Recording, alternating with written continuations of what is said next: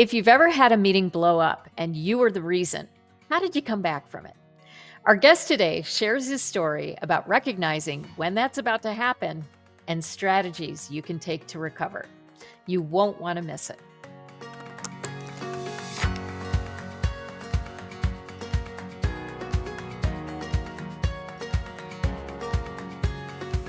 Hi, I'm Beth Fahey, and welcome to Bad Boss Confessional. I've been a leader for over 30 years, and I'll be honest, I've made plenty of mistakes along the way. The thing is, those mistakes taught me more about leadership than any success ever did. This podcast is where we get honest about the moments we'd rather forget and discover why they're actually the ones worth remembering. Each week, I talk with leaders who aren't afraid to share their worst boss moments and what they learned from them. Because here's what I know. Every great leader has a story they're not proud of. This is where we share those stories. Today's guest is Reid Hutchison, owner and integrator of HOH Technology, where he helps facilities manage their water with excellence, ensuring safety, sustainability, and long-term value. He's passionate about industrial water optimization, compliance, and efficiency, as well as advocating for global access to clean water. Outside of work, Reid is an endurance athlete and an advocate for clean water causes such as Team World Vision. Hey, Reid. Hey, Beth. It's so great to have you here on the podcast. It's great to be with you too. Yeah. So, full disclosure, you're one of my clients, and I'm really impressed with the larger scope that your company has, the larger focus on impact in the world.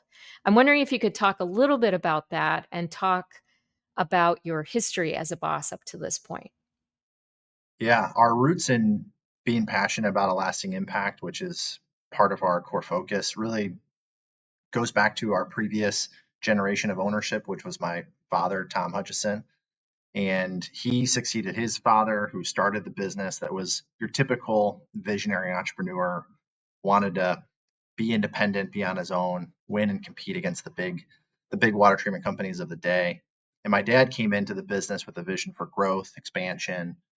But my dad also is a sincere follower of Jesus, and his faith really began to inform, how he approached his work. And so, especially in the last 10 years of his career, he really laid a strong foundation for now myself and my brother-in-law Andy as a third generation to not just focus on winning and competing, or growing the business, but to also be really centered on our lasting impact on our clients, our coworkers, community. And so we're really grateful to him for that vision, that founding purpose. And for me, he's the reason my dad is the reason I'm in this business in the first place. I studied finance and economics and had an interest in business, but I always, as an early child, wanted to be like my dad. And so I'm the youngest of five. And so when I was beginning my career, I had some experience working with another entrepreneur that was in the metal manufacturing business. And he was acquiring a lot of companies at the time. And I actually took on the role of helping to integrate the ERP systems for the different sites all across the globe. And as I was enjoying that part of my career, my dad approached me and said, "Hey, I think it's time for you to join the company. There's a lot going on here," and I saw it as an opportunity to spend the next 5 or 10 years of my career helping my dad finish his with the organization. And so I joined the company in 2014, moved into the operations seat on the leadership team in 2016, and then eventually was promoted to the integrator role in 2019, where I got to serve in that position with my dad as visionary. And then when my dad retired in 21, he was succeeded by my brother-in-law, who took the visionary seat, and I stayed on in the integrator role. So I've been in that position, playing that position for about 6 years now. And so, yeah, it's been a fun, exciting journey for me. EOS has been formative in that, my management style. Yeah, very fortunate to get to carry on the legacy of my dad and grandfather. So the podcast, is about where we tell stories where maybe we weren't on our best day, wasn't the best version of ourselves. And I think that these stories are important to share because a lot of times we do a lot of harmful self-judgment, right? About LMA and our ability to do it. And I think that it's important that everybody knows that we're all we're all just trying to figure this out. So, do you have a story that you'd like to share? I do, and it was funny reflecting on, what are all the bad moments I could potentially draw on. Uh, as time goes on, the details get a little blurry. But the one that really I would love to share today was a leadership team level 10 meeting in the integrator role. I generally facilitate those meetings. And, the bulk of that agenda, 60 minutes of the 90 is focused on IDS, solving problems, solving issues. And so, one particular meeting, as I'm facilitating, I got pretty charged up about the issue and maybe started to drift from facilitator to, active participant in the conversation. Might have lost sense of really how long we were talking about the issue, and then also found myself noticing that the rest of the team was just getting quieter and quieter. And I found myself in a spot where I had become so emotionally charged on the issue that I was essentially just shutting down, any other perspectives, making people feel uncomfortable to share. And at some point, it was Andy, my brother-in-law, visionary partner, who said, "Hey, I think like we need to take a breath." And it was really his, command of that situation that caused me to say, okay, I became unaware of how my emotional balance was shifting. And all of a sudden the temperature in the room, went up. And in that moment, I had done exactly the opposite of what a great leader or manager is supposed to do, which is, draw out the best of people. Instead, I was, scaring or at best maybe kind of diminishing people's contributions to it.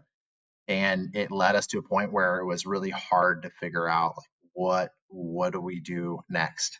The issue itself, the irony is in hindsight, I really searched for like what was the issue that was so upsetting. And I think a big lesson in this is I really can't tell you what that issue was. It obviously felt urgent, important. I was pained or agitated by it, but in the scheme of things, like it maybe wasn't as major of an issue that really warranted that reaction. So the issue then became really me, my emotional state, my emotional immaturity at the moment.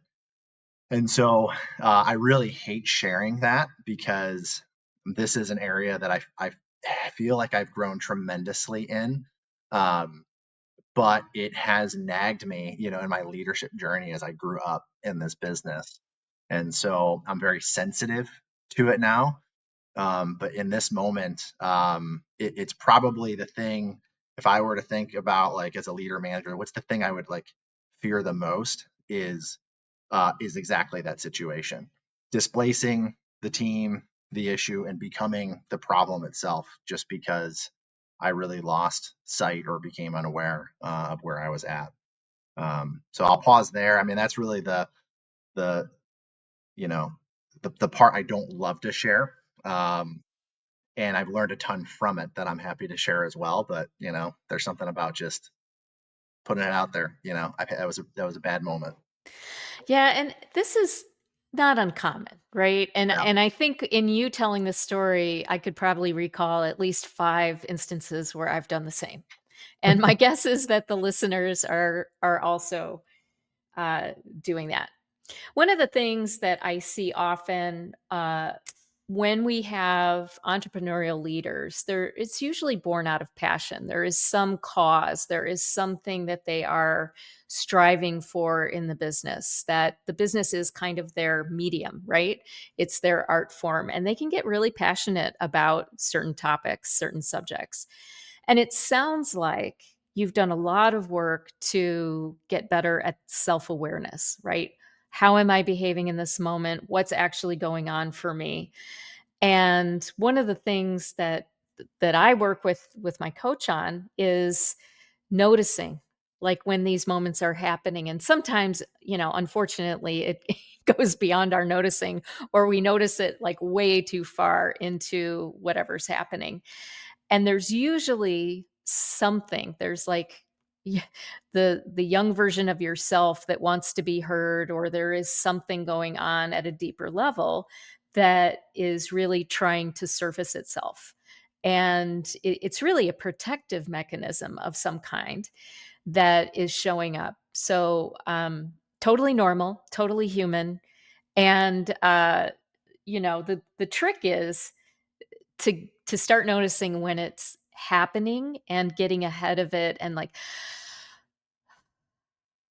taking a breath, and like, my spidey sense is telling me I'm about to head into this area. And that can lead into behaviors that show up in meeting rooms, like politicking, you know, trying fighting for your idea, or speaking louder, or over talking people. And the thing is it's not a malicious thing. People aren't doing it to be a jerk. They're just very passionate, either about their idea or about protecting themselves in some way. So, I mean, that's what I've learned about myself. So, anyway, I'm just wondering what it was. What has your learning been, and how have you overcome it, and what are you doing when you start to experience it again? Yeah. I mean, I think you nailed it. I think the kind of the protective tendency, or just the innate passion, that's exactly how it is for me as well. I think the self-awareness and how to grow in my own self-awareness is I think the focal point of how I've grown and developed. Even in that moment when this meeting happened, years ago, I became aware. It took Andy to really kind of, shift the direction, or draw the attention to me. And in that moment, my self-awareness was good enough that I was able to pivot and say, "Hey, look, I'm sorry. Um, I don't know how I got here, but we're here. We need to kind of navigate our way out of this.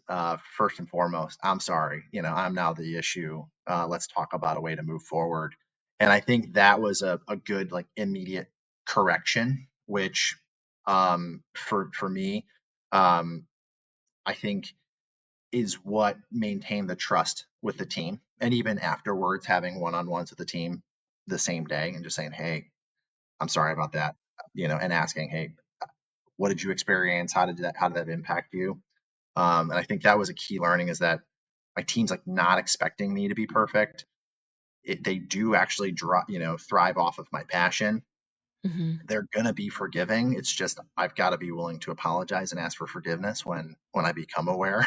Hmm. And so that's kind of probably like the foundational, is like, level is, hey, when you've maybe uh, lost a sense of emotional control, is just be open and honest and vulnerable and ask for forgiveness, and work through that with the team. The second part is, yeah, what are all the things that kind of like start to build and like lead up to that?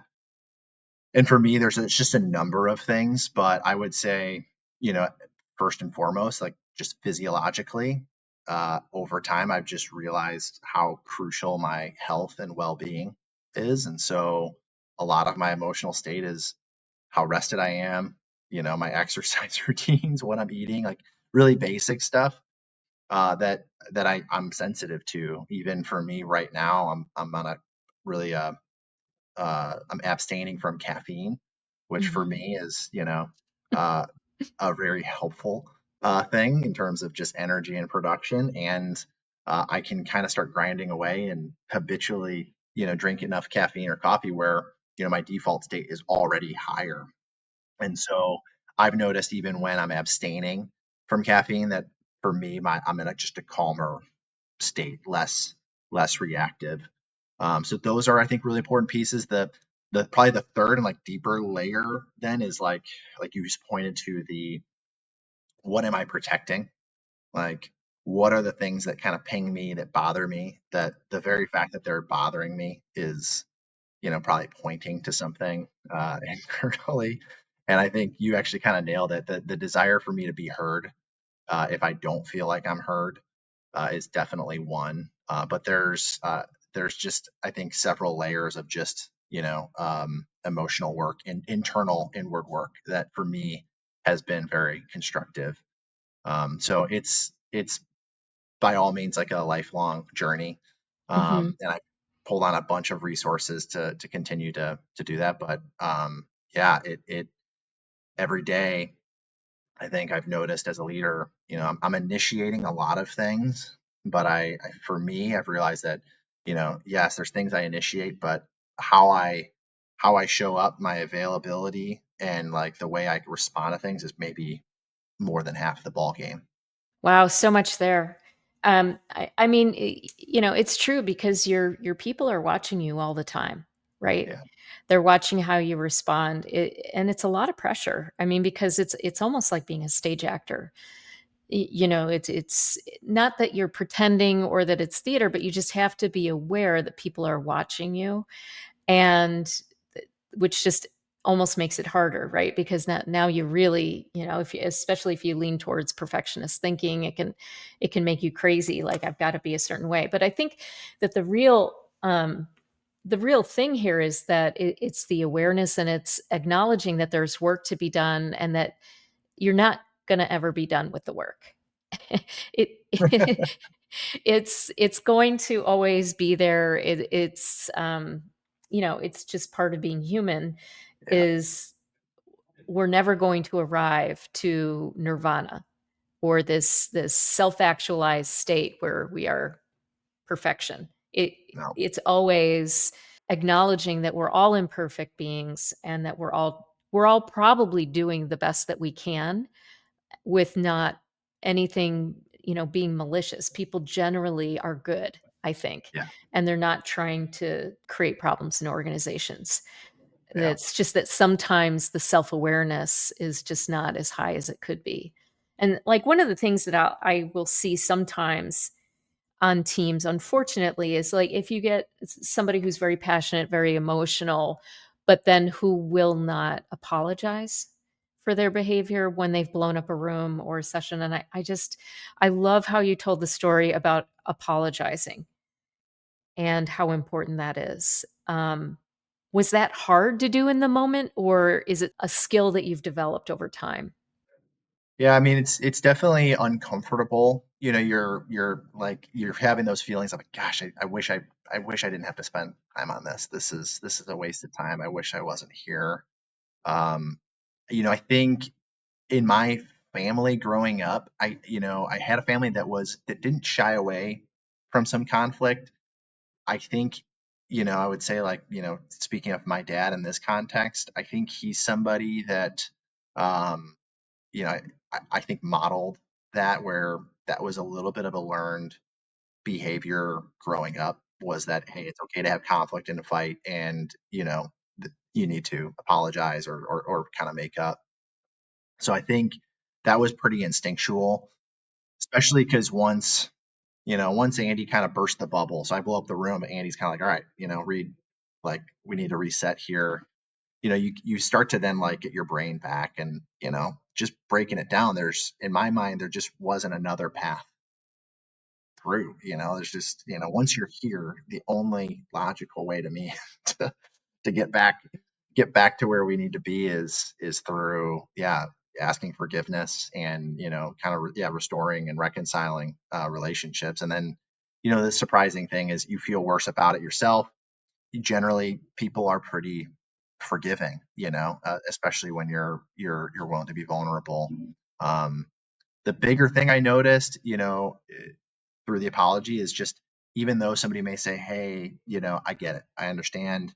Um, the future meetings, I think what then I noticed is that even if somebody forgives, once you behave a certain way, people might start to adjust how they show up. And so there's, in my mind, some sort of like physics where, if I blow up the room, and even if somebody says, hey, I forgive you and we're okay relationally, it doesn't mean like behaviorally in future meetings that people are going to get back. It does still, I think, take time to rebuild the trust. So I think the bigger thing post apology is a track record of consistency around having a psychologically safe environment. And right now I fortunately feel like I've got a pretty good one, where I can't, think about exactly even when this last blow up was. But I feel like that then becomes like the most important thing is that kind of follow through. And I guess if I wasn't committed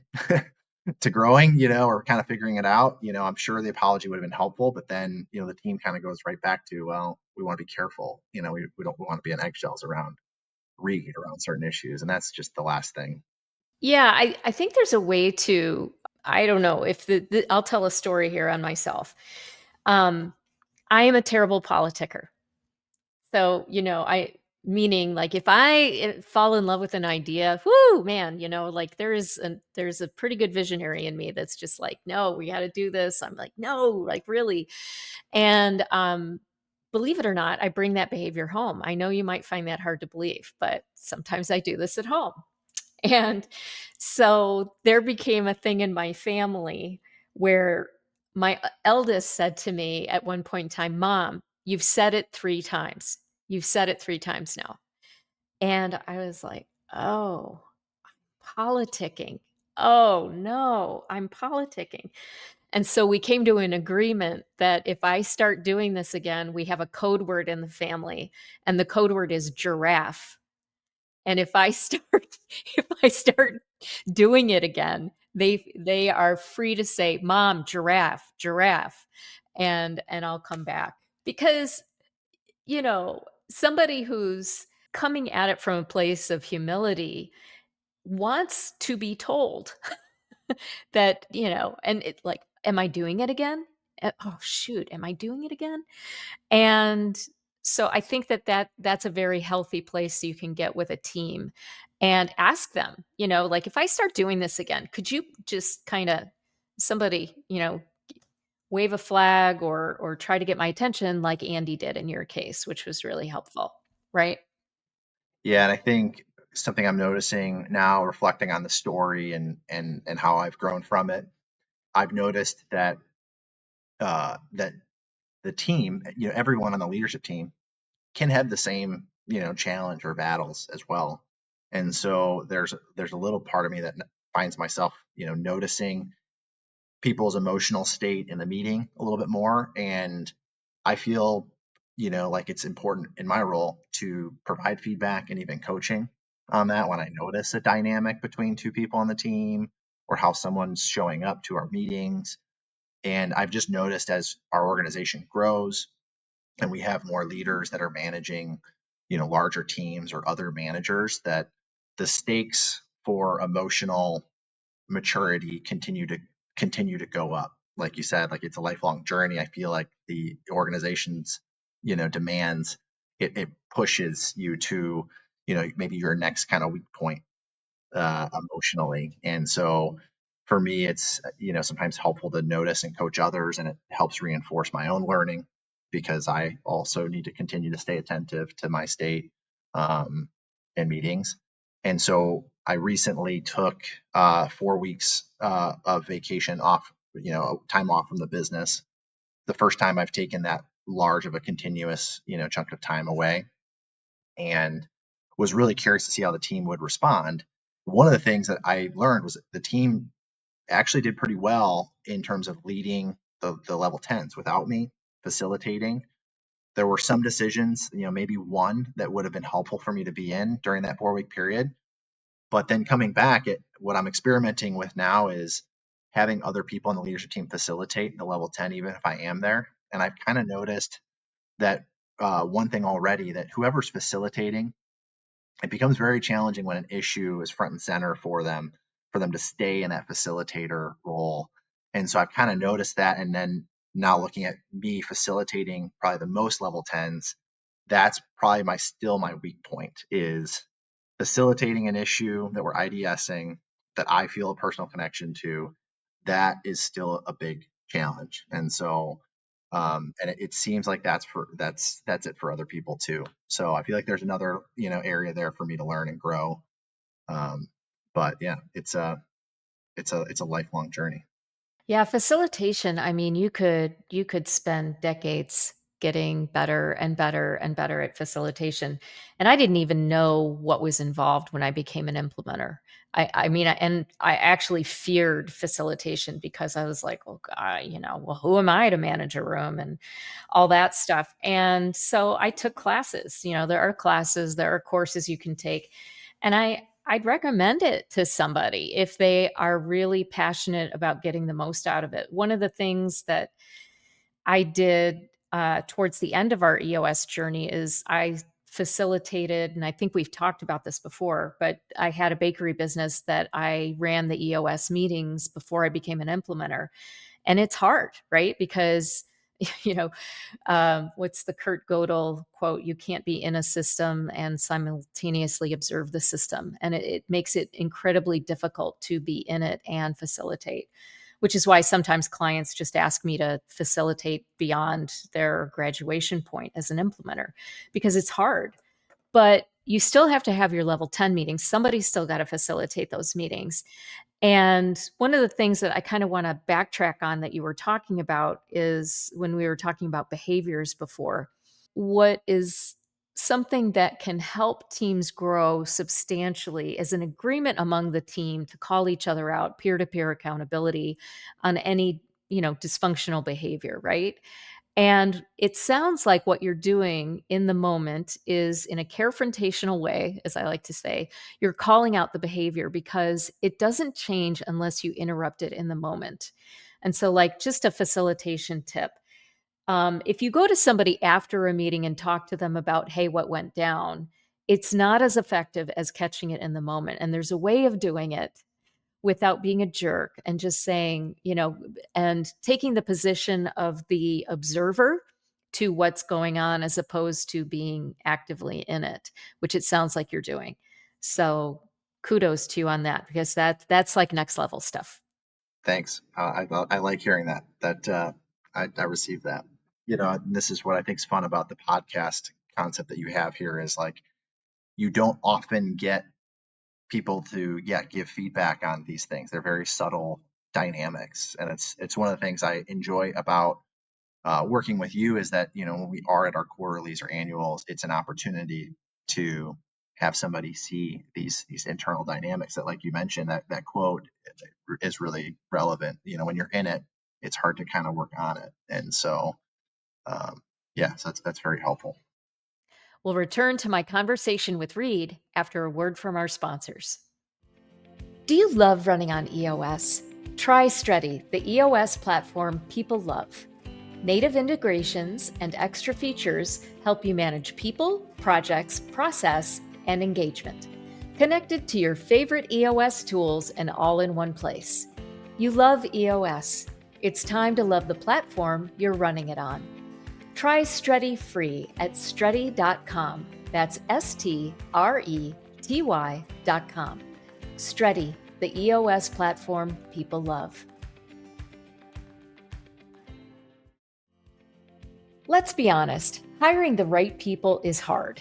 That's why I love Titus Talent Strategies. Their whole person hiring approach helps you find and keep A players who align with your values, and they back it with an industry leading guarantee. Best part? Titus Talent Strategies is included in the entrepreneurial toolkit for companies running on EOS. Check them out at titustalent.com/EOS. And now back to my conversation with Reid. All right. So I'd love to change the subject here. I always ask my guests a question. If you've listened to a podcast, you probably know where this is going. But I always ask my guests if you were to get a tattoo somewhere on your body that gave you an indication, or reminded you of the thing that maybe you just want to keep front of mind, always be mindful of. What would your tattoo be and where would it be located? So it's funny you mentioned this. I was talking about tattoos this morning with a friend um, in a different context.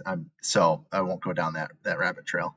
Um, but the one I thought about recently, and I don't know if I'll actually do this, but the phrase I've liked, I forget where I first heard it, was the WAIT acronym. Why am I talking? And I think that one would be really helpful for me. And I thought about it. I was like, well, where would I put that?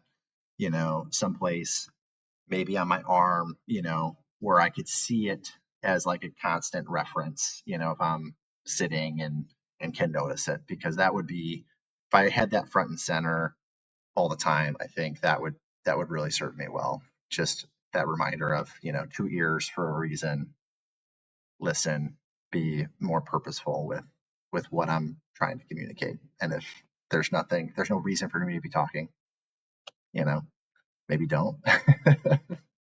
Yeah, I mean, you could multi-level that one too, I am sure, and find other meanings with wait. Why am I talking, or just waiting, or, Yeah. yeah, Yes. Hmm. because it's hard. I think you've got kind of a surprisingly high quick start for an integrator. Is that right? What am I? I think I'm 5.474. Yeah. Seven. So the seven's the quick start, right? Yeah. Well, I mean, there's no rules on this stuff, but No. No. it's not surprising to me that you're a fast-growing company and that Mm, that you are quick to solve your problems as an mm. organization, right? Well, and it helps too. Andy's an even higher quick start, and yeah. So yeah, I love the visionary integrator framework of, there's no one framework, right? It's a Yeah. unique three-piece puzzle for everybody, and so it's Yeah. good to have somebody that complements me, but and a team that also, I think with our leadership team, a lot of high fact finders, some lower quick starts, and that diversity has been really helpful. Yeah, you do have a good team in that way. There's a nice smattering of just about everything, and I think that that's important when you're building a high functioning team. So anyway, Reid, it's been so lovely talking to you today. I do enjoy our conversations, and it's been neat to see your team deepen their mastery on EOS, and that every individual on the team is also deepening. And I got to tell you that that's my purpose. So I love working with you because it's so fun to see people maximizing the system and their lives, quite honestly. So thank you for the opportunity. Of course, thank you, Beth. Thanks to Reid Hutchison for sharing his all too familiar story about politicking in a company meeting and the steps that he took to rebuild trust with his team. If you enjoyed today's episode, please like, subscribe, and share with friends who need to hear this. Thanks for listening to Bad Boss Confessional. We'll see you next week.